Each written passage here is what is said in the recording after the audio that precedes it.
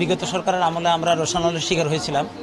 সেই জায়গা থেকে বিপ্লবী সরকার আসার পরে আমাদের মুক্তির দুয়ার খোলা শুরু হয়েছে।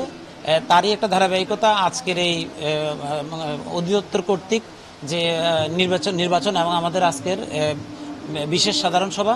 তো এই সভার মাধ্যমে আমাদের সভ্যরা আজকে সভ্যদের ভোটের মাধ্যমে নির্বাচিত কমিটি আসবে। এই নির্বাচিত কমিটি ইনশাল্লাহ আগামী দিনে আমাদের যত সম্পদ আছে এই সম্পদগুলোকে কিভাবে ডেভেলপ করে এই সভ্যদেরকে লাভজনক করা যায় এই ব্যাপারে এই বর্তমান যে কমিটি আসতেছে তারা এই ব্যাপারে ভূমিকা রাখবে। এবং আমরা মনে প্রাণে বিশ্বাস করি যে আমরা ইনশাল্লাহ যারা আমাদের সভ্য তাদের যে আশা আকাঙ্ক্ষা এটার প্রতিফলন ইনশাল্লাহ আগামী 1 বছরের মধ্যে আমরা দেখাতে পারবো, এটা বিশ্বাস। আশা করি বিপ্লবী সরকার আসার কারণে আমরা ন্যায্যতার ভিত্তিতে আমরা আদালতের ইনস্ট্রাকশন নিয়ে আমরা আমাদের সম্পদগুলোকে আবার ব্যবহার করে এবং এটাকে আবার কালচার করে আমরা ডেভেলপ করে ইনশাল্লাহ এটা সম্পদেরকে আরও অনেক বেশি সম্পদের মূল্য বৃদ্ধি করার ক্ষেত্রে আমরা ভূমিকা রাখতে পারবো। না, এখানে মূলত 12 জন প্রার্থী আছে, যেহেতু অন্য কোনো প্রার্থী আর কেউ নমিনেশন নেয় সেক্ষেত্রে 12 জনই আছে যতটুকু আমার জানা।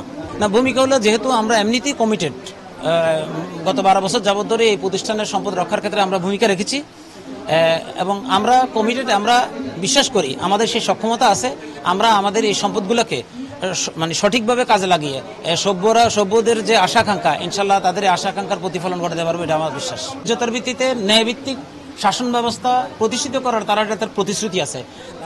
আমরা বিশ্বাস করি তাদের এই প্রতিশ্রুতি যদি ঠিক থাকে আমরা শুধু ন্যায্যতার ভিত্তিতে আমরা আমাদের অধিকার, বিশেষ করে আমাদের সম্পত্তিগুলি কমিটির ইয়েতে এনে আমরাকে জাস্ট এটা কাজ করার সুযোগ করে আমরা এটা ডেভেলপমেন্ট ওয়ার্ক করতে পারলেই আমরা ইনশাল্লাহ সাকসেসফুল হবো ইনশাল্লাহ। যে আমি শহীদুল ইসলাম, আমি ইঞ্জিনিয়ার শহীদ নামে পরিচিত, আমি একজন প্রার্থী, সভাপতি প্রার্থী।